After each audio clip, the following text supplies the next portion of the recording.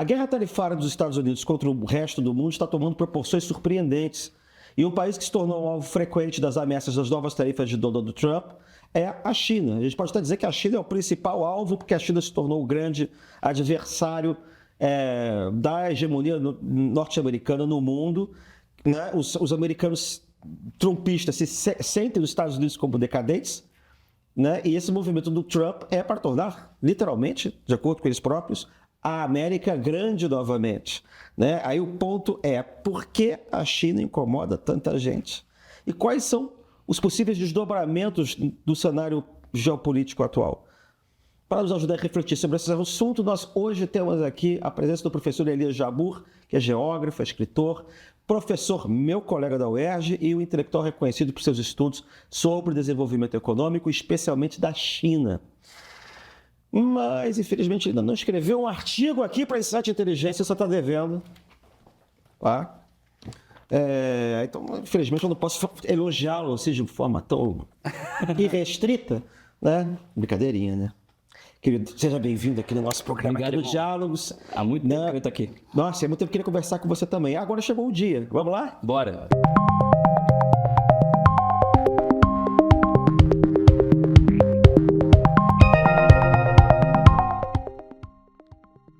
Há alguns anos, os Estados Unidos, durante o primeiro mandato do presidente Donald Trump, iniciaram uma guerra tarifária com a China. Uma guerra aberta, uma guerra agora, que parece que as guerras são todas com aparência comercial. Por que isso aconteceu? Porque os Estados Unidos nunca, e seus intelectuais, seus políticos, nunca acreditavam que a China, com seu sistema político particular, chegaria onde chegou em termos de inovação tecnológica, capacidade de ameaçar os Estados Unidos, a fronteira do conhecimento, a fronteira tecnológica. Por que eles não acreditavam nisso? Porque para a intelectualidade anglo-saxã, um país autoritário não combina com instituições de mercado, logo o desenvolvimento econômico torna-se algo quase impossível depois de um certo momento.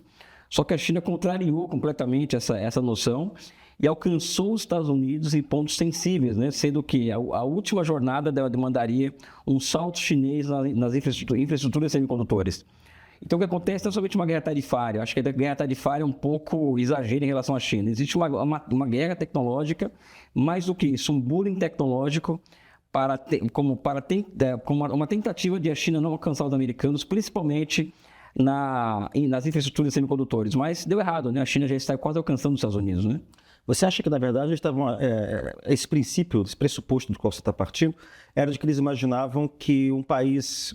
Eles estão orientados pelo precedente da União Soviética, né? Que eles quebraram a União Soviética porque a União Soviética era incapaz de fazer um desenvolvimento tecnológico por ser um país, abre aspas, comunista, fecha comunista. Eles achavam que isso ia repetir no caso da China. Sim. Existe toda uma literatura na década de 90 que chegou no Brasil com muita força, neo-institucionalista, Douglas North, por exemplo, Why the Nations Fail, que é um livro bem famoso da Acemoglu, em que tenta se colocar na cabeça de quem estuda essas teses de que é incompatível autoritarismo com desenvolvimento econômico. Eles tentam demonstrar com essas pesquisas que os países que chegaram lá são países de economia de mercado e instituições políticas anglo-saxãs. E a China não é nenhuma coisa nem outra, no fundo, né? E ela desafiou essa lógica e chegou onde está chegando, né?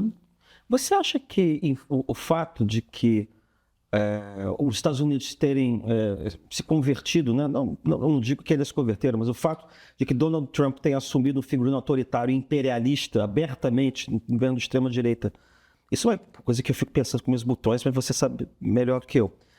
Você acha que eles chegaram à conclusão de que o regime norte-americano, por ser, abre aspas, democrático-liberal, fecha aspas, tem, por conta disso, uma desvantagem comparativa em relação à China no desenvolvimento tecnológico? Quer dizer, será que eles não chegaram à conclusão contrária? Eu não sei responder essa pergunta na essência como você está colocando, tá? Eu sou muito honesto. O que eu posso te dizer é que Donald Trump percebeu que concorrer com a China é algo quase impossível no estágio que eles alcançaram. Se as razões disso são um sistema político autoritário ou não, se é um sistema político liberal nos Estados Unidos, isso é uma outra história. O que eu acredito é que os Estados Unidos perceberam que as instituições que eles criaram no pós-Guerra Fria, no pós-Segunda Guerra, como a OMC, Bretton Woods, FMI, Banco Mundial, todo esse marco institucional que moldou o mundo a partir da imagem de semelhança dos Estados Unidos, foi muito mais funcional para esses países da periferia subirem a escada, né? E que, portanto, chegou a hora de rasgar as regras do jogo mundial, né? E transformar o mundo em algo sem lei. Por que eu estou dizendo isso? Porque eu tenho escrito sobre isso. Um mundo baseado em regras e instituições é cada vez menos funcional para os Estados Unidos manterem a sua hegemonia. E a manutenção da sua hegemonia no mundo depende do quê? Do caos quase que perpétuo. Ou seja, o caos como instrumento de governo é funcional nos Estados Unidos. E é isso que nós estamos vendo hoje, uma governança no mundo a partir do caos. E esse caos vem de todas as formas possíveis.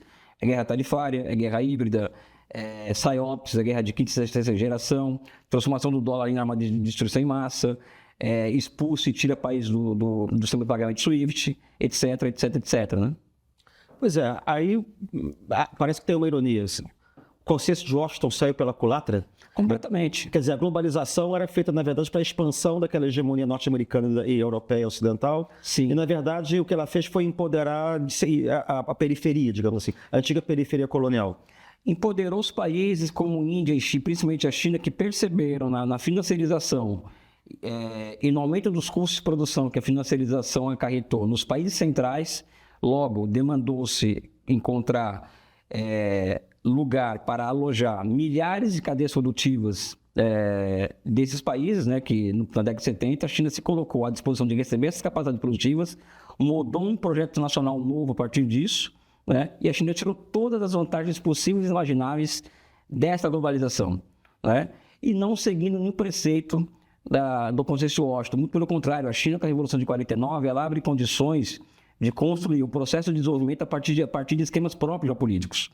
O Brasil não, o Brasil seguiu a Argentina, México e outros países, seguiram à risca o Consenso de Washington e deu no que deu. O Brasil não cresce há 50 anos e a China cresce muito há 50 anos, né? Mas eu tenho a impressão que talvez em Washington eles acham que o Brasil cresceu muito. Comparativamente ao que era em termos geopolíticos da década do que era em 1990, 1964. Porque a base material do mundo mudou muito também, né? Então, na medida que muda a base material do mundo, com a financiarização e a riqueza material, vamos dizer assim, a riqueza produtiva, sai do centro, vai para a periferia, né? A periferia se empodera. E quando a periferia se empodera, o Brasil se empodera junto. Ainda mais com governos... vamos dizer assim, progressistas ou reformistas fracos, como chamam, que falavam que é um governo progressista, né? Que foram os governos Lula 1, 2, Dilma, e agora Lula 4, Lula 3, né? Que são governos com uma visão minimamente nacionalista, que sabe o tamanho do Brasil no mundo, né? Acho que esse que é o ponto, os americanos perceberem que o Brasil pode acordar de novo, como acordou na época nacional-desenvolvimentista, né? Sim, porque, digamos assim, o grau de violência da porrada e da agressão diz muito sobre o agredido, de certa forma. Com certeza, né? Com certeza. Sem nenhuma dúvida disso, né? Pois é, e afinal de contas, qual é a posição que a China ocupa hoje no cenário geopolítico atual, vis-à-vis o que ela era, então, de 20, 30 anos? Eu prefiro falar em 49. Em 49, a China era o país mais pobre do mundo. Em 49, tinha mais de 90% da população analfabeta, uma expectativa de vida de 35 anos e 1/3 ou metade dos homens viciados em ópio. 76 anos depois, que é um ano que o 1º de outubro comemora-se o aniversário da República Popular, a China é a segunda maior economia do mundo, a maior economia do mundo em termos de paridade de poder de compra. A China se transformou em uma potência comercial, depois uma potência industrial e hoje é também uma potência financeira. O fato da China ter se transformado em uma potência financeira e antes disso ter se constituído uma potência industrial fez com que a China se transformasse em um protagonista geopolítico. E de que maneira? Fala-se muito, Christian, de que existe uma desglobalização no mundo hoje, né? Realmente aquela globalização liderada pela grande finança americana ela deixou de existir. Ela estava no ocaso. Agora, existe uma globalização que eu não falo que seja alternativa, mas uma globalização capitaneada pela China que ganha muita força no mundo. Que é uma globalização baseada em quê? Na inclusão produtiva do mundo, a partir da iniciativa Cintura e Rota, em que a China exporta estradas, ferrovias, trens, aeroportos, navios, ou seja, e elas buscam conectar o mundo a partir das capacidades produtivas e financeiras criadas por esse país durante 76 anos. Então, a posição que a China ocupa hoje é altamente privilegiada. E não somente isso. A China ela é o principal parceiro comercial de mais de 160 países do mundo. Então, a China ela ocupa extremo protagonismo na geopolítica mundial hoje. A China tem um projeto para o mundo?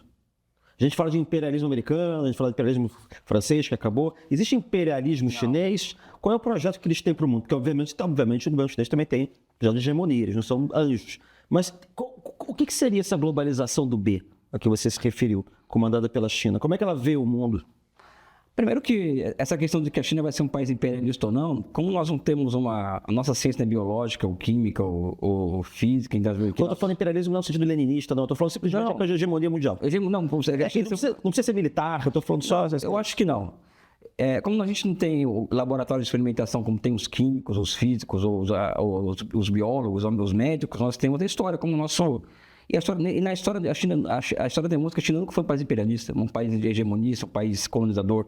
Muito pelo contrário, a China esteve na América e na África antes dos europeus. E isso é produto de uma... É um império para dentro, como se fosse algo assim. Isso é produto de uma formação social, um país que se desenvolve a partir de margens férteis, ou seja, muita água e muita gente e muita terra faz com que as pessoas nessas regiões do globo trabalhem menos e tenham mais excedente.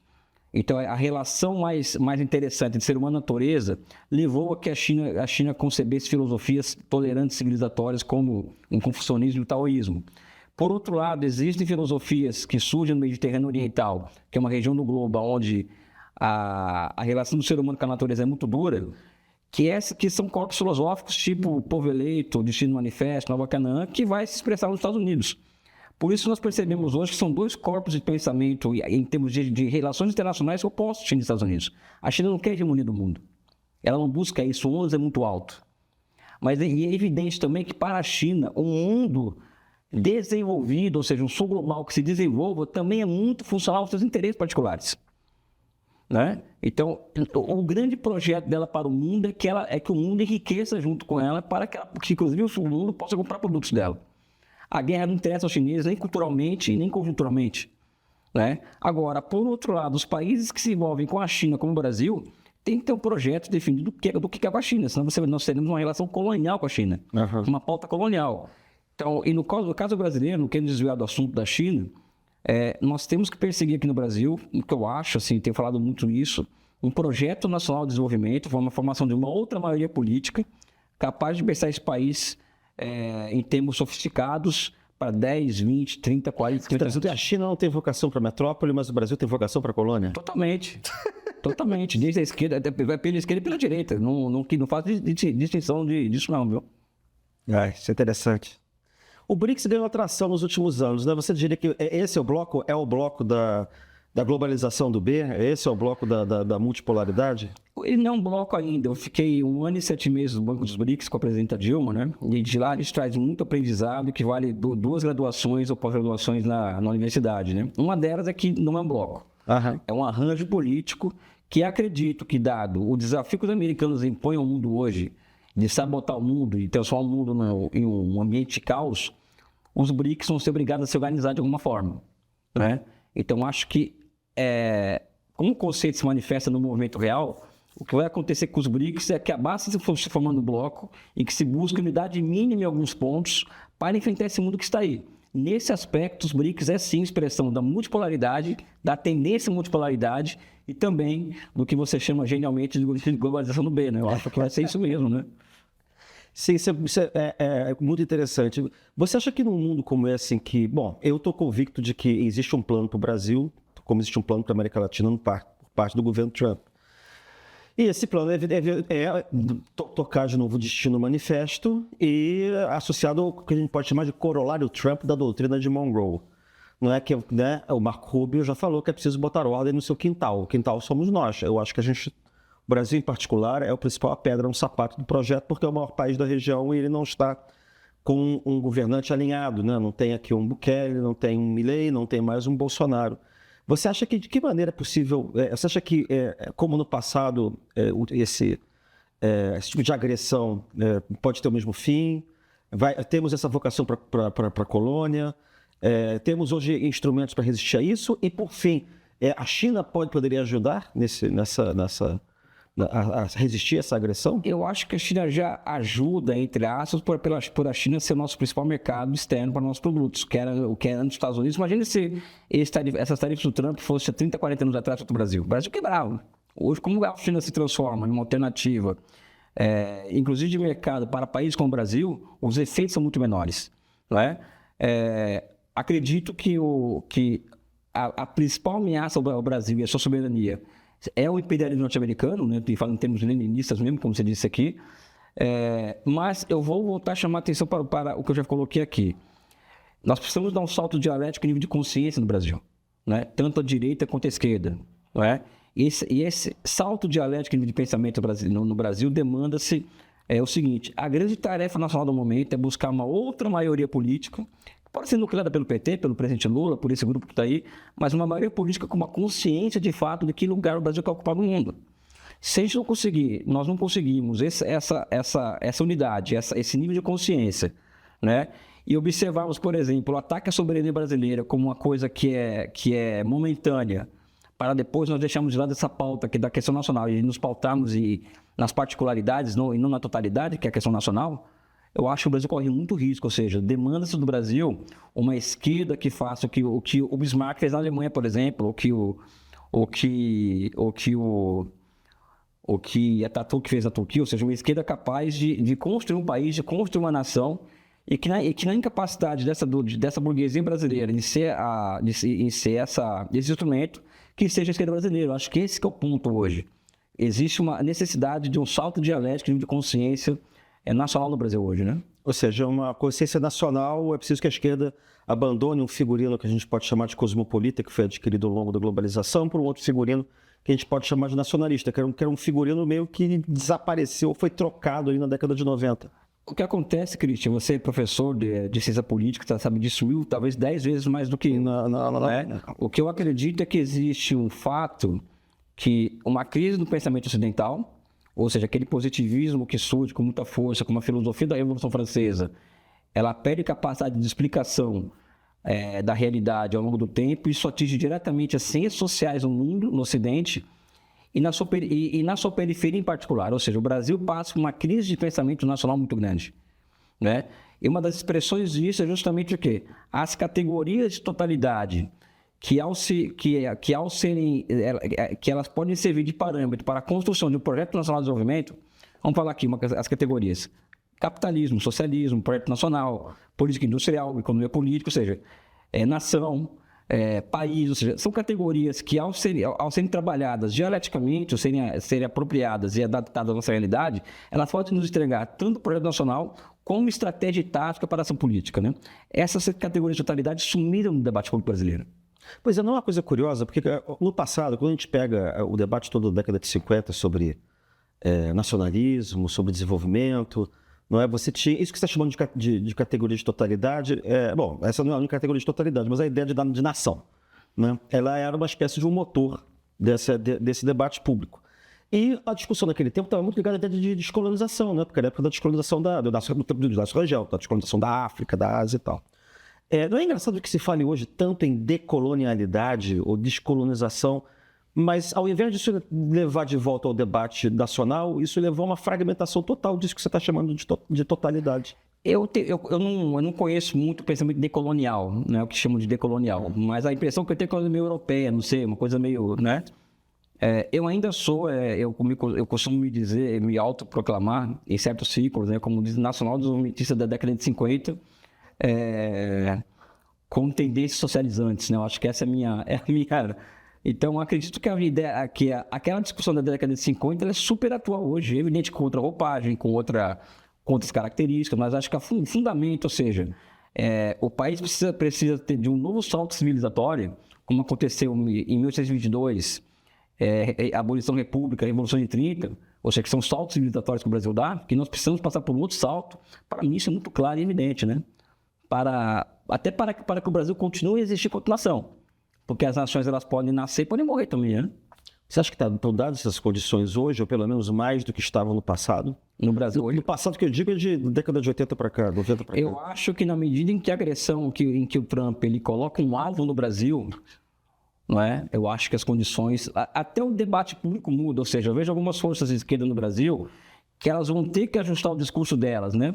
Ou seja, da centralidade da questão democrática e social, ou mesmo da pauta identitária, que é muito forte aqui no Rio, para a centralidade da questão nacional, colocar um pouco de nação no discurso, né? Então, a dificuldade de as esquerdas brasileiras fazerem esse giro vai determinar se nós vamos vencer ou não essa batalha pela nação brasileira, que eu chamo, né? Essa dificuldade. O Lula tem mais clareza disso que a média, por incrível que pareça, né? Ele que é uma figura que é muito mais povo que nação, né?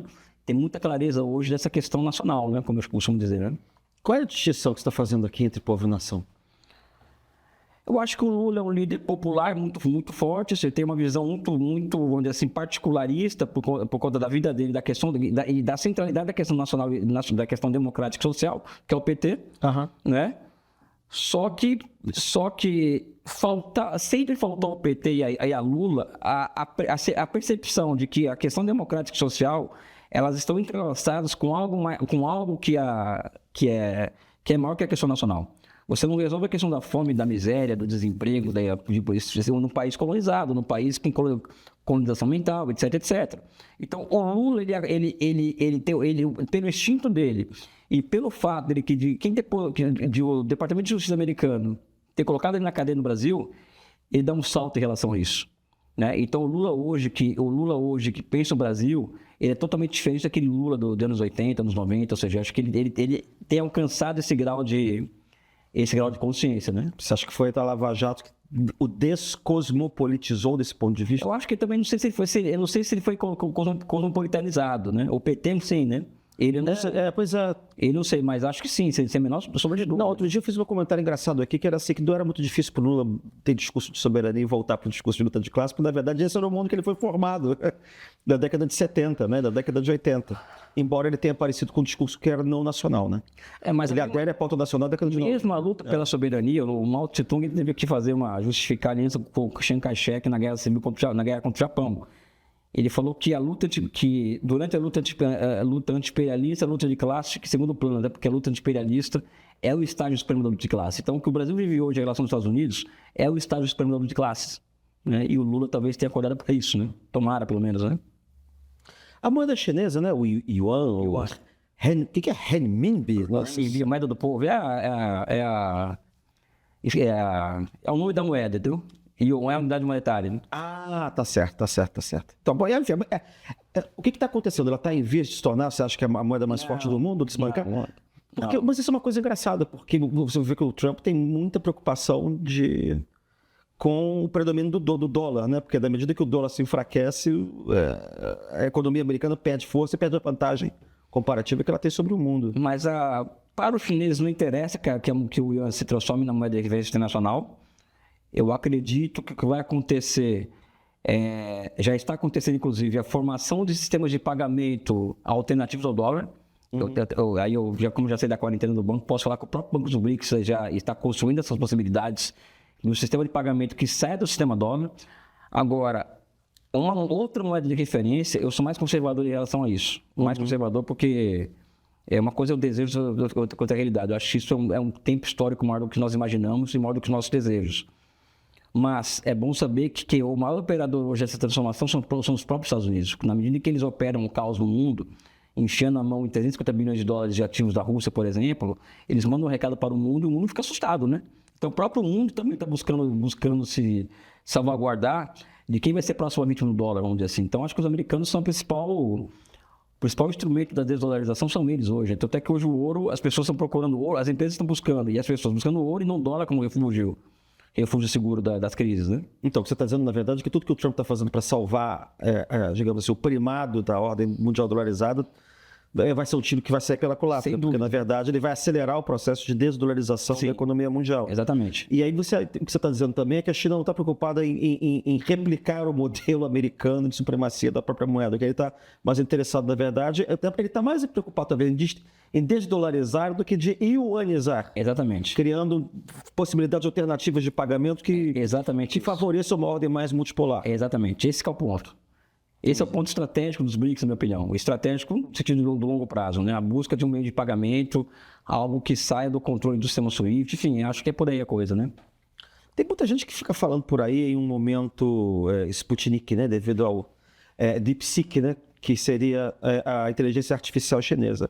Mas a gente podia, de fato, falar que existe uma espécie de uma guerra fria do ponto de vista econômico, tecnológico? Eu acho que sim, né? Pelo menos de um Eu acho lado. que pode ser que econômico e tecnológico é quente, né?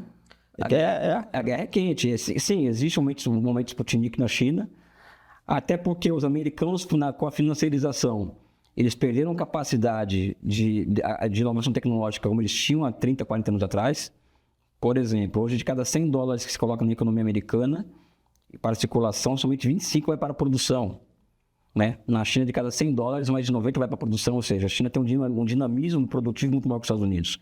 E uma economia como a chinesa, ela é mais afeita à inovação tecnológica, rápida, inclusive o leapfrog, não somente o catching up, do que os americanos, né? Então, é quase imparável, entendeu? Ainda mais pelo fato da China ter no núcleo do seu sistema econômico grandes conglomerados empresariais públicos, que são 96, e o seu sistema financeiro também ser público e que querer moeda fiduciária, que é moeda pública, né?